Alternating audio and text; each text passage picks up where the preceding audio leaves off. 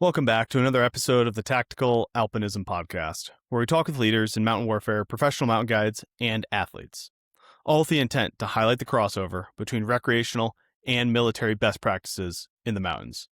My name is Mauri, and today's episode is focusing in on one of the biggest myths in the mountains, which is that being in great shape protects you from altitude. It generally doesn't, and in fact, some of the fittest people are the ones that get themselves into trouble fast and first in the mountains. And today's episode is looking at unpacking the why.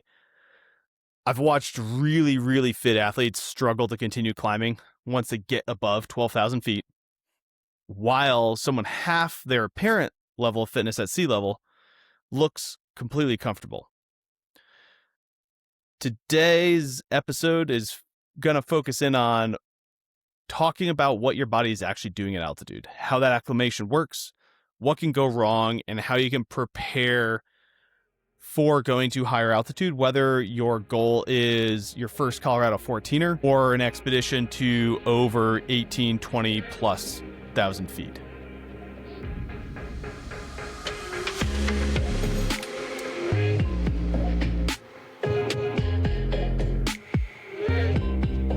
Start, we're going to talk some of the science and some of the key portions of acclimation and what is actually happening to just increase our level of understanding collectively.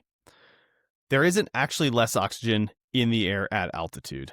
There is approximately 21% oxygen at every single altitude on Earth. The difference is that the barometric pressure, the density of the air, changes as we increase in altitude, meaning that those molecules of oxygen are further and further apart so that every breath delivers fewer molecules of oxygen into our system. This is why altitude affects everybody. There's a few different ways that the body responds, and I'm going to break that out into the immediate, the midterm, and then the long-term adaptations. So our immediate physiologic response is within minutes and really in that first hour or so. And this is what every single person who has been to altitude has likely experienced. We're going to see an increased breathing rate, an initially elevated heart rate, reduced exercise capacity, especially at peak levels, and then an increased RPE, or rate of perceived exertion. This is why hiking at sea level at a pace that is easy for us all of a sudden becomes quite a bit harder as we go up in altitude. The second thing that is often happening at altitude, and this is not necessarily altitude related, is we're typically going up and downhill. And if you've rucked, for those of the military in the audience, the weight of that ruck doesn't dramatically slow down your pace initially, especially when you're on the flats, when you're in flatter terrain. As soon as you start going uphill, that dramatically slows us. And so training uphill is also a dramatically different system. So we have two things that are at play there. One is the altitude, and the second is the up and downhill. The uphill in particular, if you have not trained uphill specifically, will also dramatically slow us down. Then we get into the midterm adaptations. The major ones here are continuing with that increased ventilation, but we are starting to improve our ability to keep some of that oxygen that we load. Our kidneys are starting to compensate. And so if you've, say, slept at altitude or spent a long day at altitude, you might notice that you are peeing more because our kidneys are starting to work harder. Then because of the kidneys working harder, our plasma volume, our total volume of blood, is going to start to decrease or reduce, and we are getting increased density of red blood cells as a result of that plasma volume reduction, which starts to lead to slightly improved oxygen delivery, maybe. The negative to that midterm and the initial hours adaptations is that our blood becomes denser, and so it becomes harder for our body to pump it around our system if we aren't compensating for it in some other way. If we don't get dramatically increased blood density, and there's some ways to offset that I'll talk later in this discussion, then we do start to get improved oxygen delivery over a few days. And so in the midterm, again, we're talking hours to days, the adaptations that start to happen, say between 6 hours and a few days. Finally, on the long-term adaptations, we're starting to talk about over weeks, really from like 1 to 6+ weeks. And these are the adaptations that really make a difference in our ability to perform at that altitude instead of really just live at that altitude and prevent altitude issues. Those longer term adaptations are increased red blood cell production, increased hemoglobin, metabolic adaptations at the cellular level, and then other points of efficiency. Our increased hemoglobin and the increased red blood cells are two of the primary adaptations that increase our ability to perform at altitude because, one, increased density of red blood cells means that we now have the ability to carry more oxygen in our blood, meaning that each breath becomes more efficient. The hemoglobin is essentially the binding agent for that oxygen to the red blood cells and really helps it transport from the lungs into our tissues. And so it's the transport molecule for oxygen to work in our system. The important thing of talking about these short, medium, and long-term adaptations is to make the point that not every adaptation occurs during a weekend trip, and then also that not every adaptation disappears over the long term. However, long-term adaptations generally take a longer time to disappear, and those short-term adaptations generally take a similar amount of time to disappear as they did to come. And so, even a few days away from altitude, you can start to see a decrease in your altitude acclimation as well. I'd be remiss in this episode if I didn't talk some of the altitude illness pieces before continuing to go further. And there are 3 primary pieces of altitude illness. The first is acute mountain sickness, which can go from relatively minor to decently severe. And that looks like headache, fatigue, poor sleep, loss of appetite, nausea. And it is not a weakness when you get to altitude. It's a physiological response, essentially, of our body telling us to slow down and that something isn't quite right. Just like being dehydrated will often create a headache and a feeling of fatigue as well, or heat can do the same thing when paired with, say, lack of nutrition or whatnot. And so these are the symptoms that are starting to show of, like, are we at altitude? Is our body fully acclimated? And they aren't an issue on their own. But if you start to look at them as, say, a scale from light to moderate to severe, light meaning it might just be sitting in the background, maybe you have a headache, maybe you have a little bit of nausea, but you're still eating, you're still moving, not really having issues, then it's generally not an issue. But if we start to get nausea to the point of vomiting, or a headache to the point of where we can't really see straight, or we have to take a ton of NSAIDs and other medications to offset that headache, then we're starting to progress into where it definitely is an issue and we need to do something about it. High altitude pulmonary edema and high altitude cerebral edema, HAPE for pulmonary edema and HACE for cerebral edema, are the next two, and they are significant issues. What's happening is we're starting to get fluid accumulation in the lungs or around the brain. The fluid accumulation in the lungs is pretty similar to pneumonia in a general sense, and it is starting to decrease the efficiency of our lungs. Signs of that is you might get a bit of a hacking or a wet cough, for example, or like a gurgling breathing sensation or some like almost clicking in your breathing. Cerebral edema is something that you're probably not going to notice yourself, but people around you will, because you're going to have confusion, poor coordination, and an altered mental status. That altered mental status being like the key thing to look for, where it's definitively becoming an issue. The primary treatment for all of these is to descend when they get to severe or moderate on the AMS level.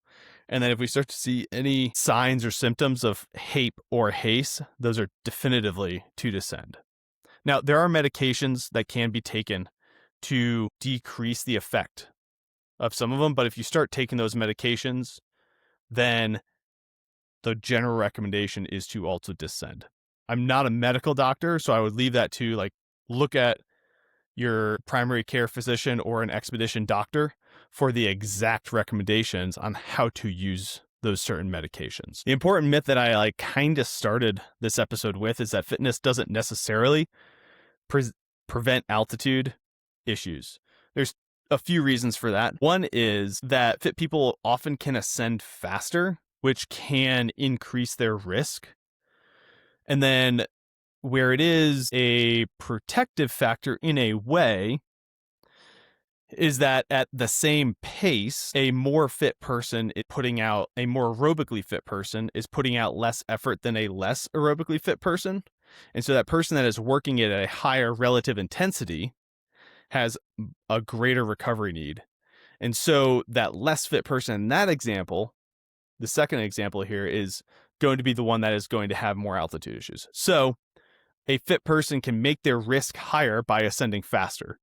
But if you're moving in a group and you happen to be the more fit person, then you may be offsetting a little bit of that altitude issue by not working as hard on the way up. And really the main takeaway from that piece is to slow your pace down. You never want to be, or rarely want to be, working at a effort level where you're breathing super hard when you're at altitude.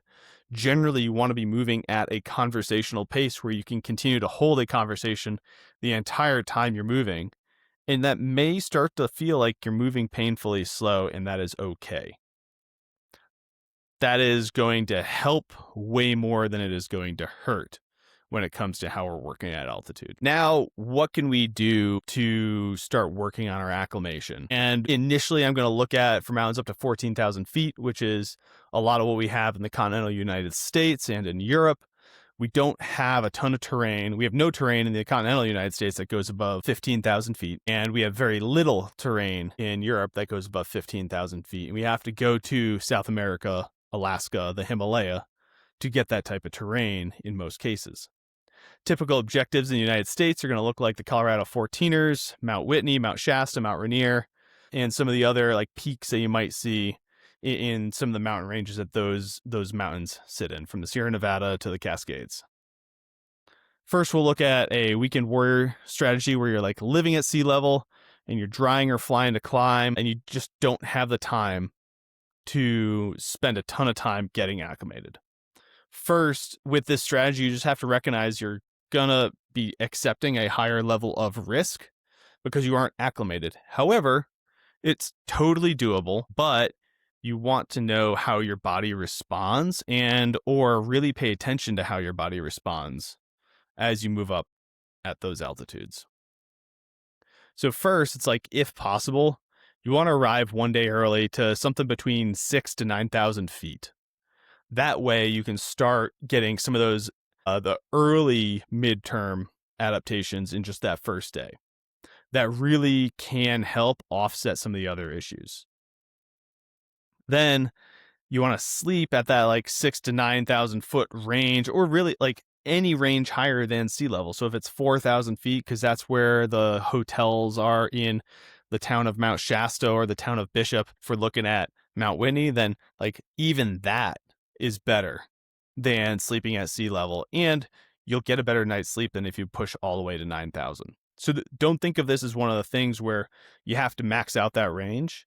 It's like, go to that like 6,000-ish line and you're going to get a ton of benefit from it. If you go for a hike the day before, maybe go up to 9 or 10 if you have the ability to get into that terrain fairly easily.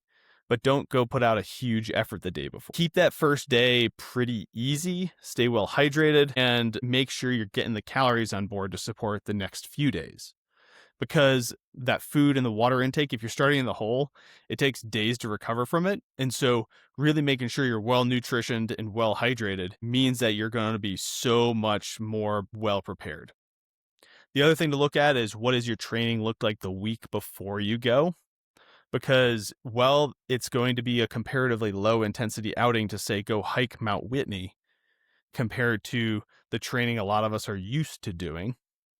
You're going to want to scale it back, especially if it's your first time going to that altitude, so you feel completely fresh. And this could look like peaking for a main event that you might have. So maybe you drop your total aerobic volume in that week leading up to it by 30 to 50% of your normal, if not even more, so that you go in feeling completely rested. Why does this matter? It's like your legs are going to feel so much better when you actually arrive to the mountain, and then you're going to be able to make better decisions because you're not making decisions from a fatigue state while you're actually on the mountain or going for the objective they're going for. So the fitness and the acclimation do complement each other. Super common mistakes are just like going too fast out of the gate when you feel good. It's like, take it slower right up front.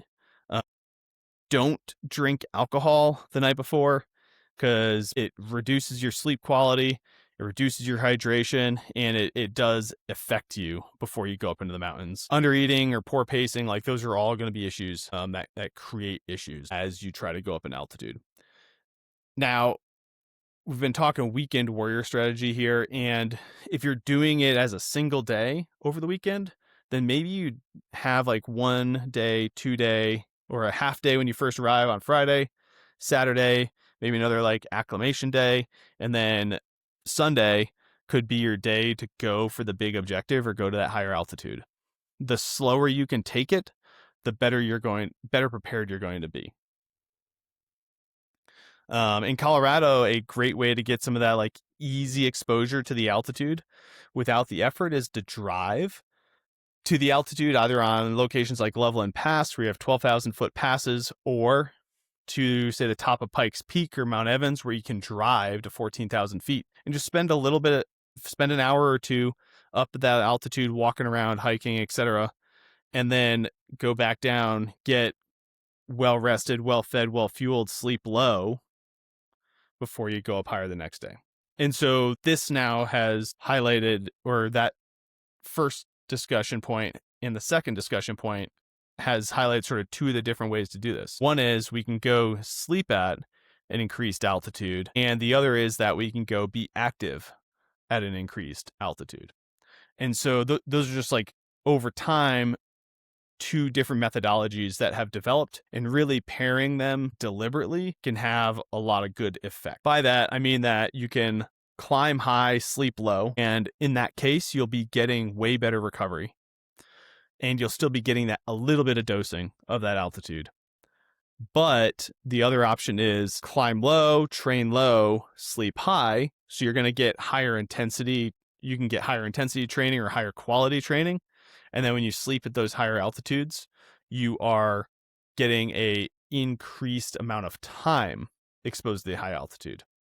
There's definitively in the research benefit to being active at high altitudes, because you do get different adaptations from being active versus sleeping at higher altitudes, and really both are valuable.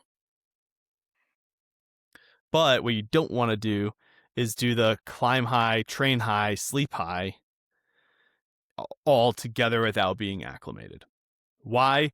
Because you are going to dramatically reduce your sleep quality, which decreases your recovery. And likely, if you're pushing it too hard, you're going to start getting nauseous and you're not going to want to eat as much. So all these things are going to compound, and you're going to get way poorer recovery, meaning that you're not going to be as able to go out and put out effort the following days. Now I'm going to transition beyond the 14,000 foot mark and start talking more about expedition climbing, or going to locations like Denali, where we're going over 20,000 feet, in the some of the South American locations like the Andes and the Ecuador volcanoes that are getting up towards and a little bit above 20,000 feet. Obviously, we also have the Himalaya in there, and Aconcagua as some of the 7 summit options, and some of the 8,000 meter peak high options. Primarily, I'm going to be focusing on examples like Denali and the Ecuador volcanoes, because those are going to be where many people are going to go to initially get their first dose of going up to around 20,000 feet or 6,000 meters. So what changes first is that acclimation becomes a deliberate objective and not simply the way that we are going to approach the objective. And it becomes less of a thing that we can do in a weekend. Time becomes one of our most critical resources because we're going to have to spend time working our way higher. And so here we're going to have the climb high, where we're going to maybe go for a hike up to 14,000 feet, 15,000 feet, 16,000 feet. And we're going to gradually progress that. And then we'll sleep lower to recover, and then we'll repeat it over time. This is why expeditions will spend time moving camps and have multiple different camps across a mountain, is so that we can progress our altitude exposure over time. One thing that a lot of folks coming from like the continental US or Europe underestimate is the impact of sleeping at 14,000 feet when they first do it. Because it's so easy to go up to 14,000 feet, 4,000 meters in the Alps and in the US. Like in the Alps, you can take teleferique or a tram pretty darn high up in the mountains and be there within a few hours. In the US, you can drive in passes to, say, the top of Guanella Pass at a little over 11,000 feet and be at the top of Mount Bierstadt at 14,000 in a matter of hours as well. It's like, it feels like going to 14,000 feet is fairly pedestrian and fairly simple.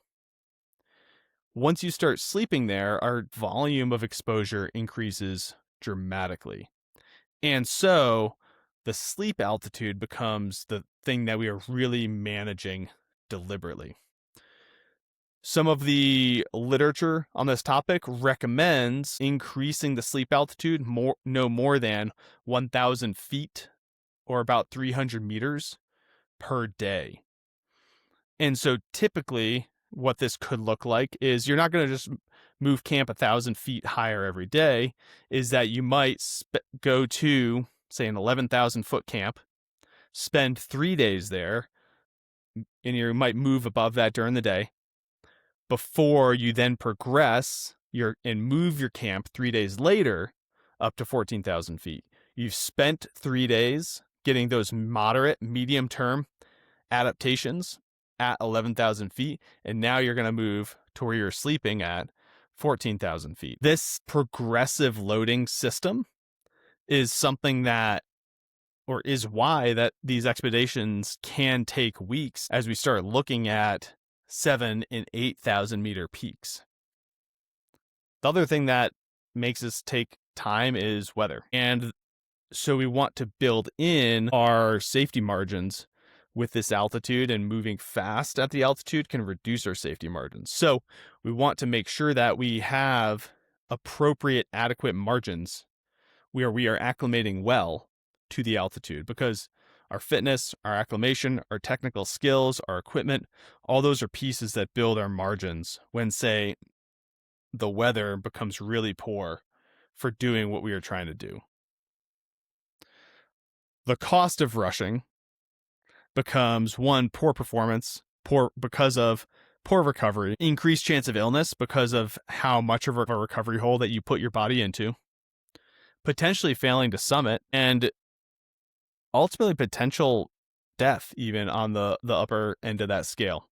In 2023, there was a climber that came from Colorado who lived at 6,000 feet and was routinely going to the top of 14ers in the state. And that climber moved to 14,000 foot camp on Denali fairly quickly, about 3 days, if I remember the report correctly. And then a few days later, some weather moved in. He started to feel not so great and went and checked into the Ranger med station that is at 14,000 feet. At that point, they identified that he likely had HACE, high altitude cerebral edema, even though he'd been climbing to higher altitudes up to 17,000 feet. And so the Rangers put him on supplemental oxygen. There were a few days where they couldn't fly that climber out. And ultimately, that climber got flown out a few days later and ended up dying in the hospital. Now, despite being on supplemental oxygen while in the Ranger camp and then once they got to the hospital. Now, that example is an edge case for sure, but it does highlight the objective risk of moving too fast and ignoring other potential outside factors like weather, like the condition that you're in that day, like headaches, and how you're feeling in general.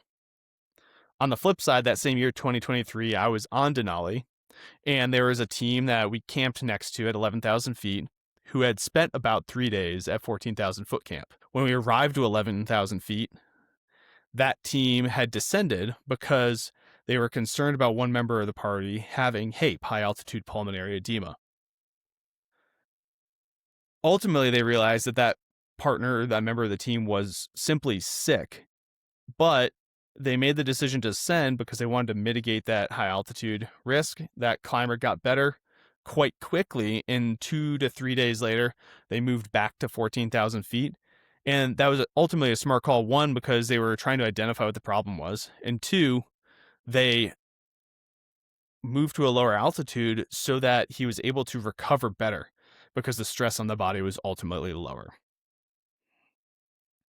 All this being said, there's a ton of individual variation in there and also a ton of variation in you from trip to trip. So some people adapt really rapidly, others require substantially more time, and then previous experience, both with the adapting and the self-care, but then also with our body's essentially long-term memory really helps. So both the self-care and then our body having spent time adapting to that altitude seems to really benefit people who are continually going up to those altitudes.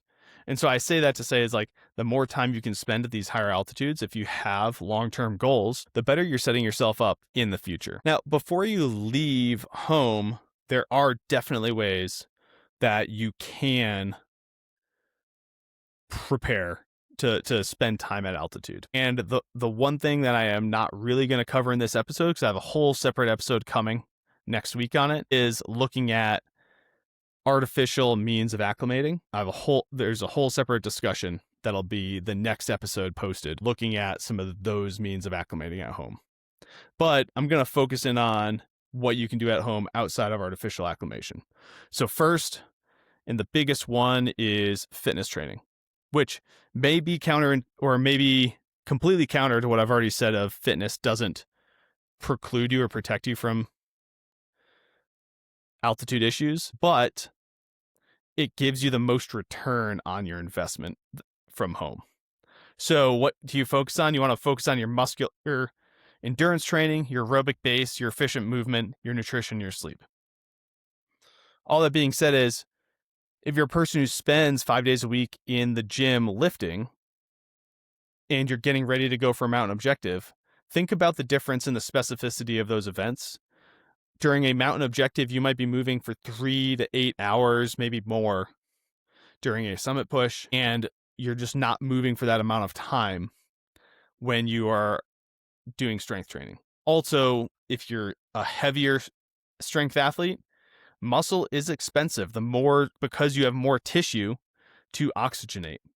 And so ultimately losing a little bit of weight or having a little bit of less muscle is a benefit when you get to altitude. On the flip side, if you're a purely endurance athlete, you might need a little bit more strength, because if you can't do a step up with a 40-pound pack on, then there's nothing to endure. So if you can't do that hardest move for you, then there's nothing for you to have the endurance for. And so you need to look at where your weaknesses are. But if you're a strength athlete, and this is where I see a very common issue in the military circles, like where you got to be to something to do something, that crowd, then potentially losing a little bit of that muscle mass and decreasing your body's oxygen demands could be a really valuable benefit to you. The second piece is efficient movement. And so if you're getting ready to go do an objective that requires some climbing, whether it be ice or rock, then spending a little bit of time in the climbing gym or on some rock or on some ice in your local area can be very beneficial, because the more efficient your movement becomes, the better you're going to move, the less energy you're going to use. Same with cramponing and walking with crampons. Same as skinning if you're skiing. The more efficient you can be at those common movements, the better off you're going to be. those, like looking at the aerobic base, our efficient movement, and then our nutrition, our sleep, that's where the biggest bang for our buck. Those are the things we can control. The third is going to be our technical systems. And so making sure you know how to, if you're doing glacier travel, you can tie in and move across that glacier efficiently, do a rescue efficiently if you need to. Make those a non-factor so that you are dialed on them when you're actually at that altitude. If possible, you want to get some natural exposure. And so if you're somebody that lives in Colorado Springs, maybe the few weekends before, you go train at some moderate elevations before your trip. Maybe you drive to the top of Pikes Peak once or twice a week and go for a run up there before you head up to a Denali trip, or before you head down to Ecuador, or before you go for another 14, or just that way you're moving that much better when you get to those altitudes. Now, what I'll say is, if you're doing that type of training where you're going to higher altitude to train, you do not want that to be your high intensity training, because you're wasting that high intensity. You want that to be your low, long training, like where it's a hike, where it's a walk, where it's a easy run, where if your heart rate goes too high, you start to walk anyways. And just spending like simple time at those altitudes can be really beneficial if you have access to them. The next thing you can do is artificial pre-acclimation, which that's going to look like using hypoxic tents, hyperbaric chambers, or other simulated altitude systems. And I'm going to talk way more about that in a coming episode. At a very base level, the research suggests that these can significantly reduce the acclimation burden for some objectives when used appropriately, but they have an increased cost and planning, and then you have to use them consistently. And regardless, when you sleep at, say, 11,000 feet, it is going to suck either way, and you're going to wake up not feeling that great. And so it really just moves that suck from the time that you're on the mountain to while you're at home. The other burden is that maybe your significant other, or the partner you might be sleeping with, might not want to be acclimating with you. And so it makes it harder to do it while you're sleeping. And so there could be some, say, relational stress that those bring in as well. But they can be a huge benefit for the time-restricted person who really wants to spend more time like doing things at altitude instead of simply acclimating. Now, because a lot of the audience of this podcast is in the military, and something many people in the military have access to is heat. Heat is a surprising thing that you can use to your benefit when it comes to assisting with altitude acclimation. It's one of the more interesting things that's developed over the past decade or so in endurance training. Heat's been called the poor man's altitude by some of the coaches I've worked with in the past, but I'm going to argue that the more active the time in the heat is, the better. Passive heat acclimation is way less beneficial in this context than active. And so traditionally, heat and altitude have been thought of as two completely separate things, and it's like heat prepares you for heat, altitude prepares you for altitude. But researchers started noticing some physiological adaptations that did overlap. And so then the question becomes, can those adaptations help you arrive better for altitude? And so what adaptations overlap? First, you get plasma volume expansion when you get heat, because your body's trying to take on more water. And so you get increased blood volume. And so if you remember back to the short and medium term adaptations, you have an initial loss of plasma volume. And so that heat adaptation helps offset some of that plasma volume loss, which means that your blood is actually able to flow a little bit more easily. You have better stroke volume and improved cardiac output because of that expansion of plasma volume, or retention of plasma volume. Your heart has to work less hard. Therefore, your heart rate is actually going to be lower. So starting with, or leaving home with, a increased level of plasma volume may leave you in a better position during those early days of acclimation. Second, heat training can lead to cardiovascular efficiency. So you have a lower heart rate at submaximal work. And what I mean by that is, if you've trained in the middle of the day on a hot day, you might have noticed that your heart rate dramatically goes up for a given level of intensity. And so what that is doing is training your heart to work that higher level of load without the intensity of training being as high. And so now, as you start to get more submaximal, your heart rate, and the temperatures are lower, your heart rate's going to be a little bit lower as well in many cases. This is going to help with better thermoregulation, and improved blood flow, which also, like, when we're thinking a Denali expedition, we might be thinking it's really freaking cold because we have brought our minus 20, minus 40 degree sleeping bags and all this cold weather gear. Well, on the lower mountain, we're at 7,000 feet, you can actually be kind of baking in a greenhouse. And so that thermoregulation also helps our early acclimation because we're not getting as roasted by that heat while we're moving across the lower glaciers, meaning that, well, it is an altitude adaptation, it's an overall physiologic strain, and we're ultimately getting a win there because the heat on those lower mountains is not impacting us as much. One thing that both heat and altitude do have in common is that they are uncomfortable, and our breathing, our heart rate, and our rate of perceived exertion all increase. So repeated exposure appears to improve our tolerance for that psychological discomfort. And so while that isn't a direct physiologic or physical crossover, there is decision-making, pacing, and other mental crossovers that happen as well. Heat does not create many of the hallmark altitude adaptations. You aren't getting increased red blood cell production. You aren't getting increased hemoglobin. You aren't getting that hypoxic response, but you are getting some adaptations.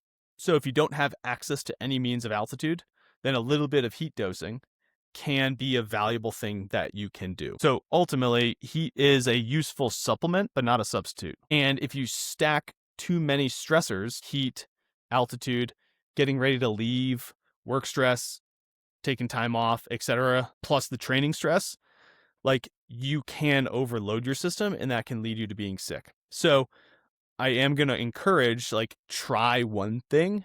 Don't try all the things. The first time you go for a 14,000 foot trip, maybe add in a day of heat exposure per week for the 4 weeks leading up to the trip instead of doing every single day as heat exposure.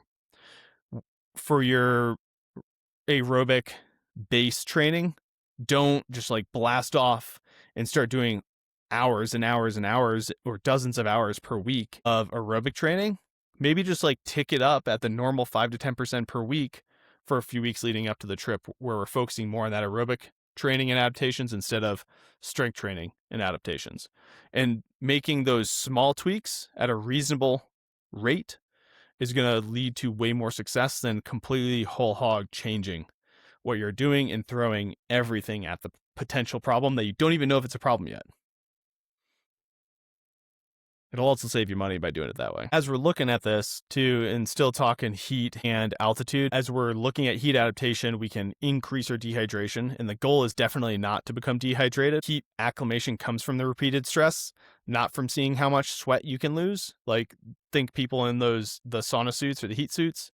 Poor hydration will absolutely compromise your recovery and your training quality on subsequent days. And so a little bit of dosing of it is way more valuable than doing a ton of dosing in one day and having to take a bunch of days rest or a bunch of days of lower training quality as a result. As the final piece before we close this discussion episode out, I'm going to look at, like, practically what can this look like when we're looking at a longer term expedition type trip. And you might see, and for this, I'm going to talk a Denali specific example where the ultimate goal is going to be sleeping at 14 or 17,000 feet, depending on the camps you choose to use, and then topping out and summiting at about 20,000 feet.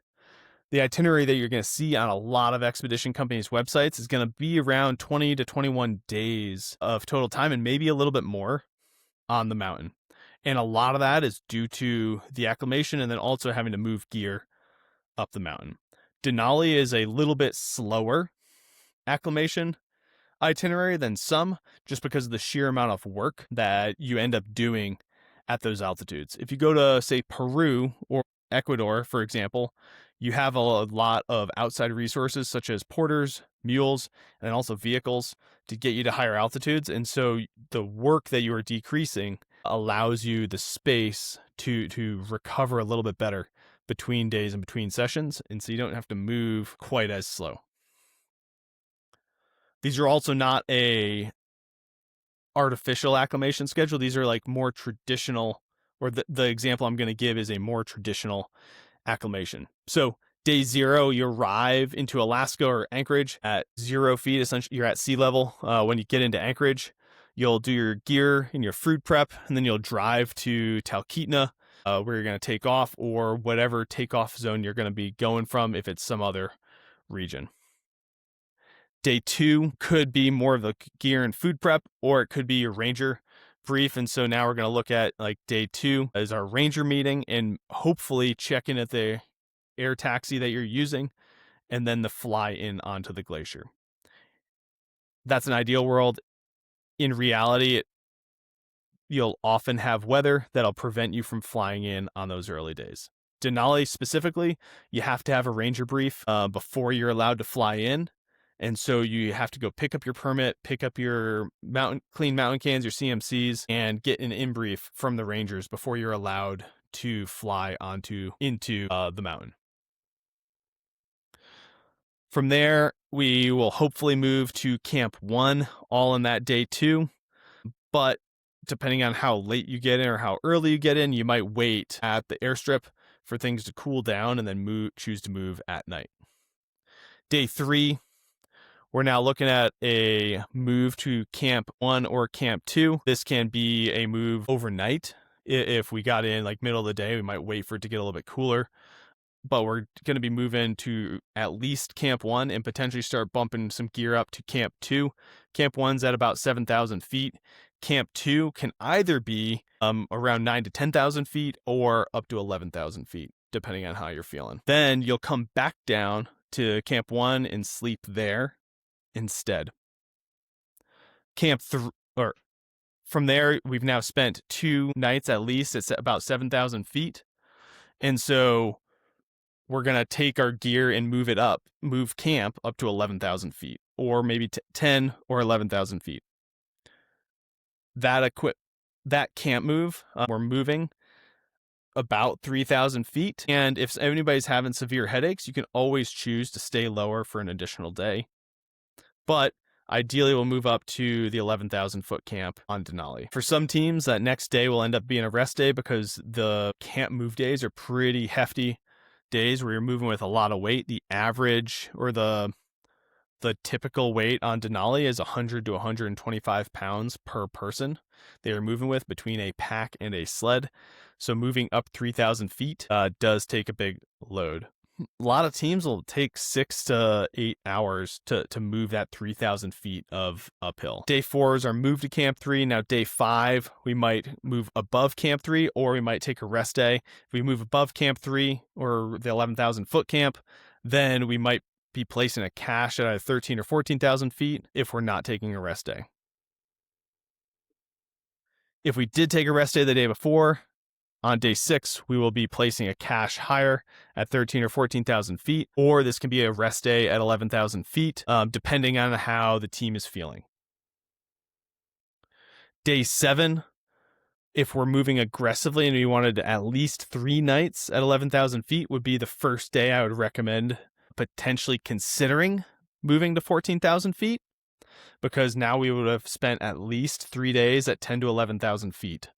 3 nights. That day is going to be another big move, and so you will likely want an easy or a full rest day after the move to 14,000 feet. So if you placed a cache at 13, then you could drop down that 1,000 feet, recover it, and come back up. If you placed your cache at 14,000 feet, just take a rest day in 14, or maybe go up just a little bit higher, just if folks are feeling stir crazy and they need to move. One other thing, it's like a balance when you're on these mountains of, do I want to continue keep pushing up? And I'd recommend always make some sort of progress, but that progress could be repacking things from the day before so you're ready to go after the rest day is complete. On the other side, the other caution is don't always feel like you have to be physically doing something, because that can lead to not acclimating adequately. From there, we're at day 8 now, where we had a rest day at 14,000 feet. And so day 9 and 10 would get us to having 3 nights minimum sleeping at 14,000 feet. From there, you can either move up to sleep at 17,000 feet, or you can attempt to summit if you have the fitness. And if you want, for the specific fitness there, There's a whole episode where I discuss this with Scott Johnston of like, what does adequate fitness look like for being able to do a summit on Denali specifically from 14,000 foot camp to the summit. And his recommendation was if you can move at 1,000 meters or 3,200 feet per hour of uphill at your home elevation, then you might have the fitness to do 14,000 feet to the summit and back in a day. But there's a whole episode where we kind of discuss the fitness and the prep for Denali from that perspective, called Preparing for Denali with Scott Johnston.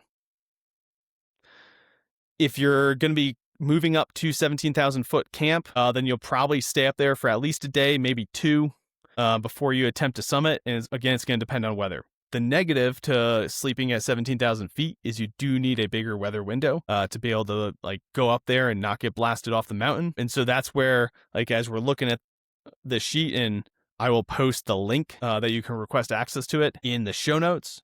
But this itinerary at day 11 is where our summit window opens, because we've spent a minimum of 3 nights at 14,000 feet if you're going from 17. What I didn't say is on day 9 and 10, you will be climbing to 15, 16, and or 17,000 feet, placing caches or for the sake of acclimation. Once we're into our summit window, now we might be taking some rest days to make sure we're fully rested, waiting for a weather window, or we might be able to just climb and blast down super quickly. And so this is where like about a 14-day itinerary would be about as fast as you can possibly do it, because you might summit on day 12, head down on day 13, fly out day 14. And that'd be a pretty darn fast itinerary for not having pre-acclimated. Then in this itinerary, because of how much of a factor weather plays up there, I have day 15, 16, 17, and 18 as both spare days and then weather or flex days. So there are 4 to 5 days of weather, rest, and flex days in this itinerary. Day 19 is where we would descend to Kit Hilton at base camp, and that's going from 14,000 feet all the way down to the airstrip in one day. That is a 7,000 foot day of downhill. A pro tip on that is aim to cross the lower Kahiltna, the 7,000 foot glacier with massive crevasses during the hours of, let's call it limited sun, because the sun never really sets this time of year up there. And so you want to cross that lower glacier when it's a little bit colder and everything isn't as thawed out and ready for you to pop through, because some of those crevasses are huge. Finally, you have day 20 and 21, and this is where our planned flight days home would likely be. And so that's a 21-day itinerary where we're spending, in summary, a minimum of 3 days per camp, because we're moving about 3,000 feet between camps. If the whole team is coming from sea level, then that itinerary is pretty solid. If the team is coming from 7,000 feet, then you might be able to spend a little bit less time at the 7,000 and 10,000 foot levels and focus on more of the 11,000. One of the biggest pieces of advice I got before my first trip to Denali was spend more time at 11,000 feet than you think you need to, but don't get stuck there. And so it's a balance. Like 11,000 feet, I strongly encourage 3 days at a minimum. But if you have weather coming in, you might have to push up a little bit higher. The caveat to that being is if you have to push up higher faster, you are accepting risk of not being as acclimated and being stuck at a higher altitude when you have issues. That being said, in 2023, when my team went up to Denali, we got stuck at 11,000 feet for 6 days. We were initially planning to move on the 3rd day, and we broke down camp, moved out of camp, and started to head uphill. And like 100 feet out of camp, the conditions just looked completely shit. So we looked at each other, said this isn't smart, turned around, set up camp, and stayed there for another 3 days. The benefit of that was that none of us, after spending 6 nights at 11,000 feet, none of us had altitude issues when we got up to 14,000 feet. And so once we got up to 14,000 feet, we didn't really have to take any rest days. We were really able to push and move fairly quickly because we were feeling so good at that altitude. So now that we've been talking for nearly an hour, like altitude isn't something that you conquer once and never have to do it again. It's a challenge that you have to approach every single time you go, and every single time you experience a dose of altitude, whether it's 10,000 feet or not, or higher, like you're gonna learn something more than likely. Altitude issues can start showing up as low as about 8,000 or 9,000 feet. And so if you have a team of guys going from lower altitudes, USAREIM, the Army's environmental research arm, has recommended staging at 1,500 to 2,500 meters, which is 6,000 to 9,000 feet, before you go higher for 3 days. And that dramatically reduces incidences of altitude sickness, acute mountain sickness, AMS. And so if you're taking a team, like, be more conservative, especially if you guys haven't spent time at those altitudes before. The good news with all this is that acclimation is fairly predictable, and it's predictable enough that if you have a thought out plan and good decision making when you're actually on the ground, then you can dramatically improve both your performance when you're in that terrain, but also your safety in the terrain, or your margins. Let's say not safety. You can improve your margins just because you've planned it out. In the next episode, we'll dive way deeper into artificial pre-acclimation using hypoxic tents and other simulated altitude systems. So please, if you enjoyed this episode, tune in for that one as well. In closing, the podcast is continuing to grow, and that is thanks to all of you who are actively sharing it. Word of mouth is absolutely the way that this thing continues to get in front of the right people who find the conversations valuable and interesting. So please, if you enjoyed this conversation, subscribe to, follow, and leave a rating on your platform of choice. But most importantly, share it with at least one person that will enjoy the conversation. Thank you. And before I say the last bit, the views and opinions of this podcast are those of the speakers and do not necessarily represent any government organization that they may be a part of. Thank you for your time, and I'll catch you next time.